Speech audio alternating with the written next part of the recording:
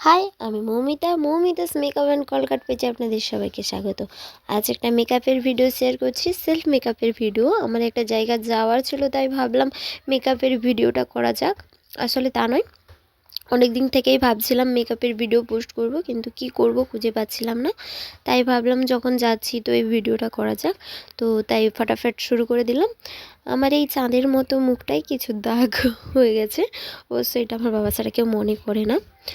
আর কাজ করে করে চোখের নিচে হয়ে গেছে কালো। আসলে তা নয়, ফোন দেখে দেখে রাত্রে জেগে জেগে আমি আমার চোখের নিচে ডার্ক স্পট তৈরি করে নিয়েছি। তো তারপরে একটু ফাউন্ডেশন দিয়ে সব দাগ ঢেকে নিলাম, যেহেতু বিকেলে যাচ্ছি তো বেশি হেভি মেকআপ করতে চাইছিলাম না। আর আমি যাই করে নেই না কেন, জানি না কেন মেকআপ করলে আমাকে খুব একটা ভালো দেখায় না।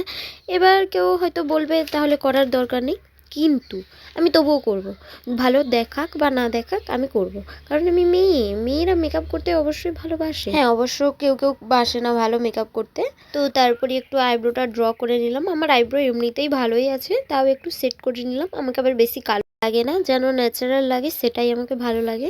তারপরে একটু আই মেকআপ করে নিলাম, যে একটা নিউড কালারেরই আই মেকআপ পুরোটাতে ব্লেন্ড করে নিয়েছিলাম, এবং তারপর ইনার কর্নারে একটু সামান্য সিমার লাগিয়ে দিয়েছিলাম। তারপর যাতে আমার গালগুলো একটু লাল লাল টমেটোর মতো দেখায় তার জন্য একটু ব্লাসার দিয়েছিলাম, আর বেশি যেন চুটকির মতো যেন না দেখায় তাই জন্য একটু কমই করে। পুরো মেকআপের আমাকে যেটা সব থেকে বেশি ভালো লাগে সেটা হলো আইলাইনার পরা। পৃথিবীতে যতই বড় ব্র্যান্ডের জেল আইলাইনার তৈরি হয়ে যাক না কেন, তবু আমি এই ল্যাকমির আইলাইনারকে ছাড়বো না। হ্যাঁ, এটা একটু শুকোতে সময় নেয় ঠিকই, কিন্তু এর যে তুলিটা সেটা কোনো প্রফেশনাল ব্র্যান্ড দিতে পারবে না, এখনও পর্যন্ত দেয়নি।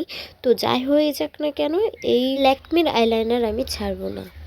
তো তারপর যাতে আমার চোখটা আরও একটু ভালো লাগে তার জন্য একটু নিজে স্মাচ করে নিয়েছিলাম। তারপর একটু কাজল পরে নিলাম এবং লাস্টে লিপস্টিক পরে নিলাম। লিপস্টিক পর পুরো মেকআপটা সেট করার জন্য ফিক্সার লাগিয়ে নিলাম, এবং আমার সেলফ মেকআপ কমপ্লিট এখানেই। আর অবশ্যই বলবেন কেমন হয়েছে। আর এই হলো আমার শাড়ি, যেটা পরে আমি আজকে যাব। তো রেডি হয়ে নিই, এই পরে চলে এলাম আমি আমার শাড়িটা একটু ঢং করে নিলাম, যেটাও আমি ঠিকঠাক মতো পারি না। তো তারপরে এই কানেরটা পরে নিলাম, আর এই কানেরটা পরার পরে কমপ্লিট হলো আমার মেকআপ লুক। এই কানেরটা আমি কিনেছিলাম মেলাতে, তারপরে আমার পরা হয়নি, তো ভাবলাম আজকে এটা পরেই নিই। তো এটা হলো আমার ফাইনাল লুক। অবশ্যই কমেন্টে জানাবেন আমাকে কেমন লাগছে। আর থ্যাংকস ফর ওয়াচিং।